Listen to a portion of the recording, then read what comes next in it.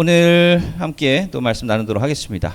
오늘은 에스라 느헤미야 5번째 시간입니다.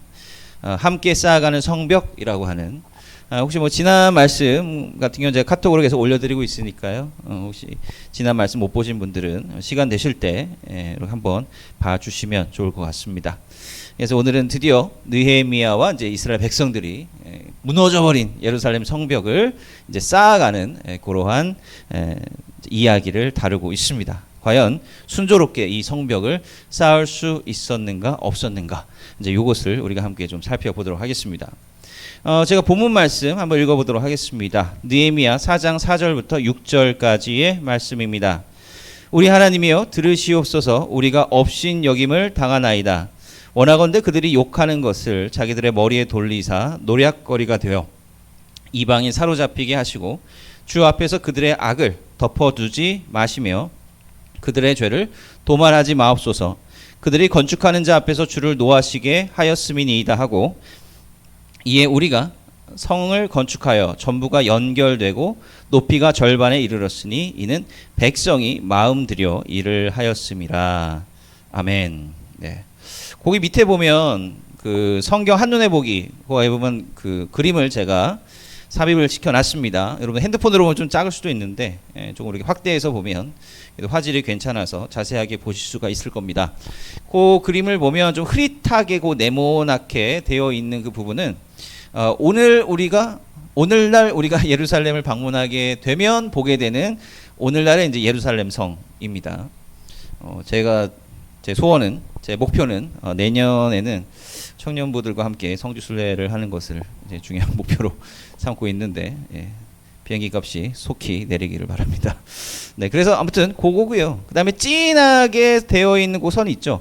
그게 이제 느헤미야의 그 성벽입니다. 사실은 그 조그만한 그 느헤미야의 이제 성벽을 그 왼쪽에서 이제 기역자로 이제 둘러싸 있는 그러한 조그마한 이제 성벽의 모습들이 있는데요. 그게 이제 시간이 지남에 따라서 예루살렘이 어떻게 크기가 변화되고 조정되는지 그것들을 이제 이야기를 해주고 있는 거거든요. 그러니까 오늘날의 성벽도 그렇고 느헤미야가 새로 쌓은 성벽도 그렇고요. 요것은 마지막에 마지막에 존재했던 성벽에 비하면 굉장히 좀 작은 사이즈였다라고 하는 거죠. 굉장히 작은 사이즈였다라고 하는 거예요. 그러니까 처음부터 옛날에 존재했었던 그렇게 큰 사이즈의 성전을 바로 회복하는 것은 어려운 일이죠. 그래서 저들이 할 수 있는 대로 이렇게 성벽을 쌓았다라고 하는 겁니다. 성벽이 무슨 의미가 있다고 그랬어요? 제가 지난번에 말씀드렸다시피 옛날 고대 시대에는 성벽을 쌓아놔야 그 도시가 안전하게 존속을 할 수가 있다라고 말씀을 드렸습니다. 오늘날에는 뭐 도시가 성벽에 둘러싸여 있으면은 더 교통체증을 무지하게 유발하겠죠. 근데 그렇지 않습니다. 오늘날에는 교통이나 통신이나 치안이나 이런 것들이 잘 되기 때문에 굳이 이렇게 성벽을 쌓을 필요가 없어요. 그런데 옛날 시대에는요, 이 도시들이 한 나라가 거대한 영토를 갖고 있다 할지라도 성과 성 사이는 무조공산이에요. 성과 성 사이의 그 영토는요, 그냥 여러분들 그 무조공산이고 그냥 중립지역이라고 여러분 생각하시면 되겠습니다. 그러니까 거기는 항상 뭐 도적질이 일어날 수도 있고 뭐 그래도 어떤 보호도 받을 수 없는 그런 공간이다라고 하는 거죠. 그러니까 성벽 안으로 들어와야 이제 그 안에서 보호를 받을 수 있는 그러한 공간이다라고 하는 겁니다. 그래서 성벽이 없으면 누가 들어오고 나가는지도 알 수도 없고 통제가 전혀 안 되는 거죠. 그래서 이제 성벽이라고 하는 것이 굉장히 도시를 회복함에 있어서 핵심적인 것이다라고 하는 겁니다. 근데 성벽을 쌓는다라고 하는 것이 당연히 쉬운 일이 아니다라고 하는 거죠. 옛날에 성벽은 돌로 쌓아야 되잖아요. 그 많은 돌을 깎아가지고 그거를 반듯하게 다듬어가지고 그거를 쌓아야 되고, 그거 얼마나 힘이 드는 이야기입니까? 근데 지금 중요한 게 뭡니까? 지금 예루살렘이 지금 성벽을 쌓아야 되는데 예루살렘에 돌아온 유다인들에게 없는 게 뭐냐? 지금 리더가 없거든요. 리더가 없어요. 예. 뭔가 중심적으로, 그러니까 왕이 없는 겁니다. 그러니까 그렇게 중요한 어떤 힘과 권력의 어떤 능력을 가진 사람이 딱 있어가지고 야 너 이렇게 짝짝짝짝 해라고 해야지 일이 되고, 뭐 또 그 왕이 어떻게든 돈을 끌어 모아가지고 뭔가를 해야지 일이 될 텐데 그런 게 지금 전혀 없는 거예요. 네. 지금 리더가 없는 상태가 바로 지금의 예루살렘의 모습이다라고 하는 거예요. 자, 그러면 성경은 왕에 대해서 어떻게 이야기를 하고 있느냐라고 하는 거예요. 성경은요, 이게 참 흥미롭습니다. 우리가 이제 그 역사를 좀 잘 이해하면 좋은데요. 옛날 고대 시대에는 왕이 존재했었잖아요. 근데 왕이라고 하는 존재를 우리가 좀 생각을 해보면 좀 희한하잖아요. 똑같은 사람인데 저 왕은 대체 뭘 가졌길래 저렇게 절대 권력을 가지고 있고, 오늘날 우리는 민주주의 사회에 살고 있기 때문에 우리는 가히 상상할 수가 없죠. 저 왕이 죽으라고 하면 또 죽어야 되는 왜 그러한 세상 가운데 살았을까? 왜 사람들이 거기에 순응했을까라고 하는 거예요. 그것은 그렇게 교육을 받았기 때문에 그렇습니다. 교육이라고 하는 게 굉장히 무서운 겁니다. 그러니까 옛날에 무슨 우리 뭐 신라 시대 뭐 이런 때도 무슨 사람이 아래서 막 태어나고 막 이러잖아요. 왜 사람이 그냥 자연스럽게 태어나면 좋은데 왜 아래서 태어났다라고 이야기를 했겠어요. 이분은 너희들과는 다른 존재이다라고 하는 겁니다. 왕은 너희들과는 달라. 그래서 주요한 그 왕조를 설립한 그 왕들은 신화 이런 게 있어요. 그들에게는 굉장히 그 일반 사람들이 범접할 수 없는 그러한 스토리를 가지고 태어난다고. 그걸 퍼뜨리는 거예요. 그러면은 그것이 그렇구나. 이게 정말 하나님의 선택을 받은 사람이구나 라면서 이제 복종을 하게 된다라고 하는 거죠. 절대적인 권력을 휘두르게 된다라고 하는 것입니다. 그게 문제다라고 하는 거예요. 지금 우리로서는 정말 상상하기도 힘들지만 그러나 그것이 당연한 듯 여겼던 시대가 바로 이 시절이었다라고 하는 거죠. 그러니까 왕이 없으면 아무것도 못하는 거예요.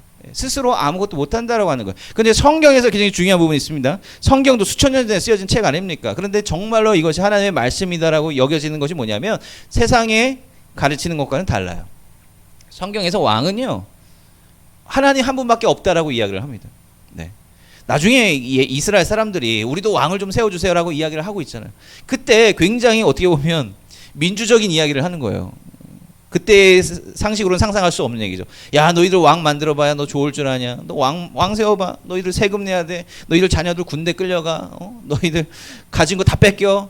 뭐 세울 거 좋을 거 하나도 없어. 너 하나님 계신데 못하러 세우려고 그러느냐. 이게 성경의 말씀이다라고 하는 것이죠. 정말 그런 거 아닙니까? 이 역사를 되돌아오면 정말 성경의 말씀이 진리다라고 하는 것이 정말 여실히 느껴지죠. 물론 그럼에도 불구하고 그 백성들은 그 하나님의 뜻을 온전히 이해하지 못했기 때문에 왕을 똑같이 세웠다가 고생을 했지만, 그러나 이것은 수천 년을 통틀어서 통과해서 관통해서 우리에게 주어지는 중요한 메시지라고 하는 사실은 틀림없다라고 하는 거죠. 다를 바가 없어요. 그러니까 성경에서 중요한 건 하나님만이 우리의 왕이시다라고 하는 겁니다. 그 아래는 다 똑같은 거예요. 예. 그 아래는요, 다 모든 사람들이 하나님의 형상으로 지음받은 존재들이다라고 하는 겁니다. 그래서 성경에서 지향하는 공동체의 모습이 뭔지 아십니까? 이거는 연합하는 리더십입니다. 각자가 다 동일하게 동일한 권리와 힘을 가지고 연합하는 공동체예요. 그리고 그러한 공동체도 우리가 끌어가야 된다라고 하는 것입니다. 제가 그 목사라고 하는 직분을 가지고 있지 않습니까? 근데 목사라고 해서 제가 뭐 여러분들 영적으로 막 고양되고 막 이런 존재 아닙니다. 똑같아요, 여러분들하고. 왜냐하면 이 개신교 전통에서 목사는 사실 평신도 직제입니다.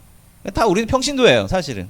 그냥 제가 성경을 좀 더 공부하고 좀 이래서 여러분들 앞에 서서 이렇게 말을 할 뿐이지 다 똑같다라고요, 그죠? 이게 카톨릭에서 나온 거잖아요. 카톨릭은 신부님이 아버지, 영어로는 father라고 부릅니다. 아버지와 이제 자녀가 되는 거죠. 그래서 이거는 계급관계, 정말 엄격한 계급관계를 이야기한다면 개신교는 다 평신도 직제예요. 그러니까 우리가 다 한마음 한뜻으로, 뭐 제가 말하는 거다라고 해서 뭐 다 법이고 옳은 게 아니잖아요. 그죠?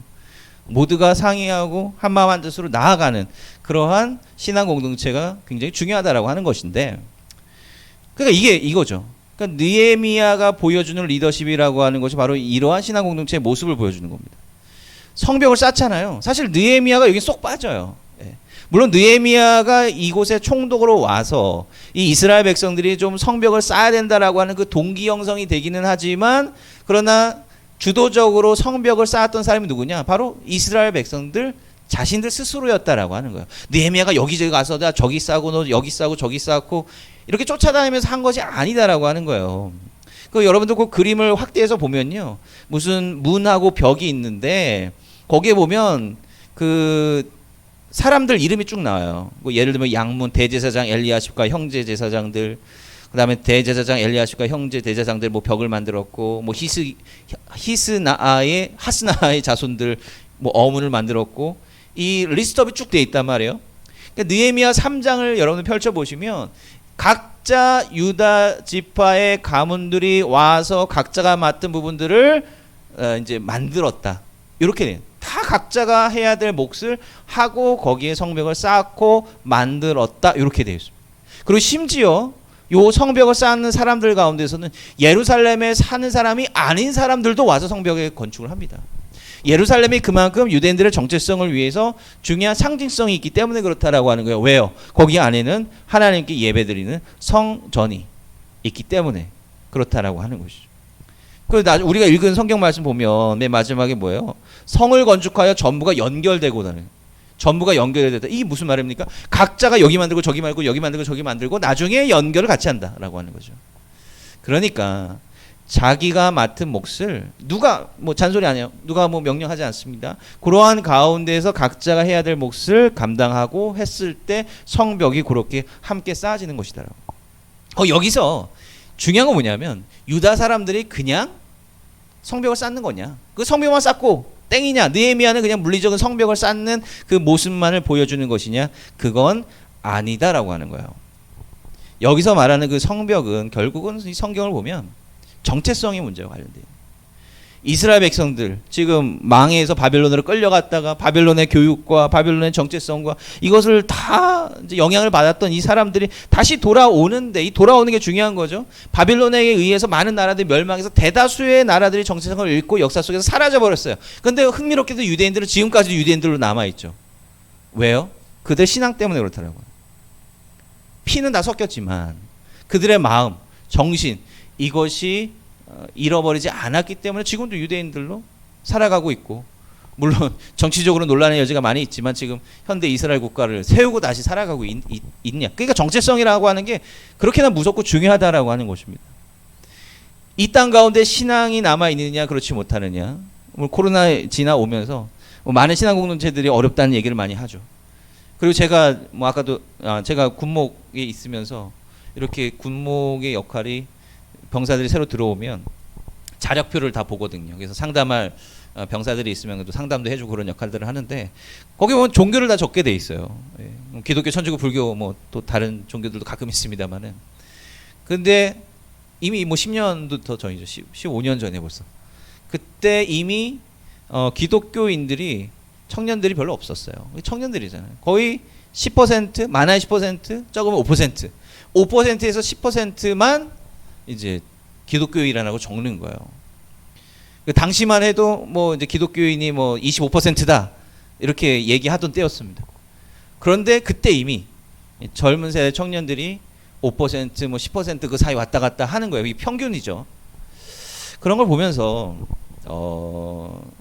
이 정체성을 우리가 어떻게 계속해서 세대를 거듭하여 지켜낼 수 있을까, 이런 고민들이 생기는 겁니다. 물론 청년 때 신앙을 받아들여야 그것이 끝까지 이어지고 이런 건 아니죠. 그죠? 나중에 뭐 나이가 더 드셨을 때 돌아오시는 분들도 있고 그런 거 꼭 뭐 교회 학교에서부터 자라왔다고 해서 끝까지 신앙이 연결되고 그런 것은 아니지만 그래도 이 정체성을 가지고 꾸준히 이어가는 것이 사실은 중요하다라고 하는 거죠.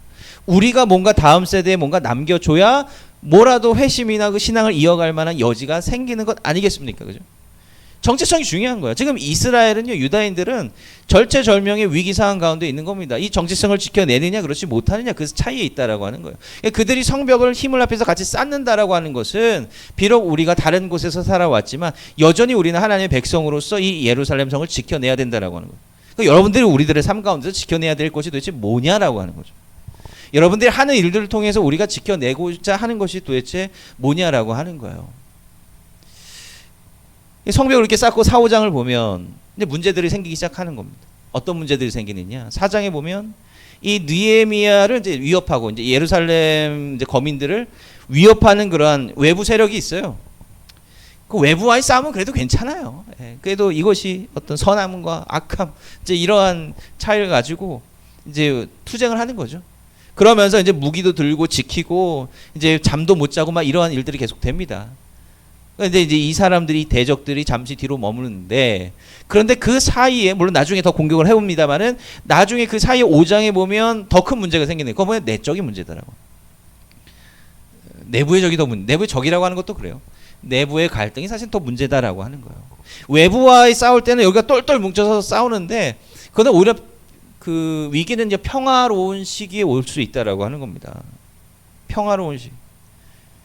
우리 신앙이요, 때로는 우리가 좀 어렵고 힘들고 할 때 좀 절실해지는 경향이 좀 있기도 합니다. 물론 그럴 때 신앙을 좀 놓치는 경우도 분명히 있지만 뭐 다양한 사람들마다. 그런데 오히려 우리가 뭔가 절실히 뭔가 간절히 무엇을 원할 때 신앙이 좀 깊어지기도 하고 좀 매달리게 되고 하나님 앞에 매달리게 되기도 하고 그런 마음이 있지만 오히려 평안할 때 모든 것이 이루어졌을 때 진짜 위기가 사실 찾아온다라고 하는 거죠. 왜요? 그게 나의 우선순위가 되어버리지 않기 때문에 그렇다라고 합니다. 뭔가 내가 이뤘을 때 나의 우선순위가 지금 당장 내 삶의 일 여기에 집중을 하게 되고 신앙은 점점 멀어질 수 있는 위기가 있다라고. 그 내적인 위기다라고 하는 거예요. 바깥에 뭔가 나의 문제가 생겼을 때는 그것과 싸우고 또 그것을 이기기 위해서 내가 신앙을 굉장히 깊게 만들 수도 있겠지만 그러나 결국은 내가 뭔가를 이뤄내고 평안함이 왔을 때 내 마음 가운데 신앙과 거리가 멀어질 수 있다라고 하는 거죠. 똑같은 일이 일어나는 거예요. 뭐 어떤 똑같은 일이 일어나냐? 이제 예루살렘 성벽이 다 완성이 되고 그 안에서 이제 자기네들끼리 경제가 돌아가는데 느헤미야가 보니 뭔가 이 유대인들 사이 내에서 고리대금 범이상 성행을 해가지고 이자를 갚지 못한 이스라엘 유다인들을 이제 종으로 세우는 종으로 만드는 그런 일들이 벌어지고 있다라고. 내적인 갈등이죠. 성경은 분명히 히브리인이 다른 히브리인을 종으로 삼지 말라라고 되어 있어요. 왜? 모든 이들은 하나님의 형상이기 때문에 그렇다라고. 우리가 왜 사랑해야 됩니까? 왜 이웃을 내 몸과 같이 사랑해야 됩니까? 딱 하나예요.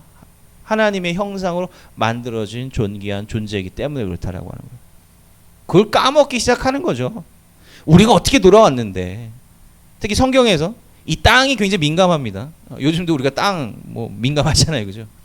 고민되잖아요. 옛날 마찬가지. 땅이 민감한 거예요. 근데 성경에서 적어도 이스라엘이 그 땅에 사는 조건이 뭐냐? 하나님께서 주셨기 때문이다라고 하는 거예요. 하나님이 땅이기 때문에 너 그거 가지고 장난치지 마. 땅이라고 하는 것은 우리의 가장 기본적인 생존권과 관련된 거거든요. 땅이 없으면 살지 못하잖아요. 그거 하나님께서 정해 주신 것이니까 너희들 지경 마음대로 옮기지 마. 땅 마음대로 팔지 마. 마음대로 착복하지도 말고 그것 때문에 다른 사람들을 노예로 부르지도 마라. 이게 사실은 성경의 율법에 굉장히 중요한 땅에 대한 법입니다. 우리가 율법하면 굉장히 시시콜콜하고 뭔가 좀 안 좋은 거라고 생각하는데 사실은 그 율법의 내용을 자세히 들여다보면 이런 하나님의 마음이 들어가 있다라고 하는 거예요. 그래서 느헤미야가 이 일을 끄집어내죠. 그리고 우리가 어떻게 여기까지 왔는가 그것을 생각하게 하고 중재합니다. 해결하게 하죠. 느헤미야 스스로 총독으로 왔잖아요. 총독은 거의 그 땅에서는 왕과 같은 존재거든요. 근데 자기가 이 총독으로 일을 하면서 너희들한테 세금 하나도 걷지 않겠다. 내 것 아무것도 없어. 스스로 먼저 다 내려놓는다라고 하는 거예요. 내가 스스로 먼저 내려놓을 때 더 중요한 것을 얻어가고 있음을 느헤미야는 보여주고 있다라고 하는 거예요. 참 중요한 리더십이라고 생각합니다. 중요한 리더십이라고 생각해요. 저도 이거 보면서 많은 고민과 생각이 들게 되는데요. 우리 각자가 우리가 해야 될 바를 분명히 깨달아야 되고 누구도 뭐 먼저 앞서가고 뭐 너거저 뭐 그런 거 없습니다. 같이 해 나가야 된다라고 하는 거죠. 그리고 그 공동체 가운데 온전한 신뢰관계가 형성이 돼야 된다라고 하는 거예요. 같이 정말로 손 잡고 믿고 갈 수 있겠느냐라고 하는 거죠. 그럴 때 굉장히 중요한 시너지 효과를 발휘할 수 있는 겁니다. 우리 동대문의 공동체도 그렇고 여러분들이 몸담고 있는 뭐 가정도 그렇고 일터도 그렇고 학교도 그렇습니다. 여러분들이 일하게 될 그런 것도 마찬가지죠. 여러분들이 이러한 사명을 가지고 어디에 있든지 간에 이러한 공동체를 우리가 만들어가는 것이 중요하다라고 하는 거죠. 네, 그것이 가장 우선적인 데가 저는 신앙 공동체라고 생각하거든요. 예, 우리가 비록 뭐 수적으로 많지는 않지만 그래도 우리가 할 수 있는 일은 굉장히 많다라고 합니다. 생각합니다. 우리가 또 하반기와 또 앞으로의 또 일들을 우리가 또 고민을 하고 좀 생각을 해야 될 것 같아요. 많은 또 기도하면서 생각하고 있는데 우리가 할 수 있는 일들, 할 수 없는 것을 바라보는 게 아니라 우리가 할 수 있는 일들이 무엇일까 이걸 좀 고민하면서 또 앞으로 우리가 할 일을 해나갔으면 좋겠습니다. 자, 기도하고 마치겠습니다. 사랑과 내가 마신 아버지 하나님 감사합니다. 하나님께서 오늘도 귀한 날 허락하여 주시고 또 주님 앞에 한마음 한뜻으로 예배하고 또 말씀 나누게 하셔서 정말 감사드립니다. 우리가 우리의 삶을 살아감에 있어서 가장 우선시 해야 될 것을 정말 깨닫고 있는지 우리 자신을 돌아보기 원합니다. 하나님의 말씀을 순종하고 하나님의 말씀 가운데 온전히 우리가 해야 될 일을 깨닫는 공동체가 될 수 있도록 인도해 주시고 우리의 공동체를 통하여 하나님께서 하실 일들을 우리 가운데 이루어 주시기 원합니다. 하나님 함께하여 주시옵소서. 예수님의 이름으로 감사하며 기도합니다. 아멘.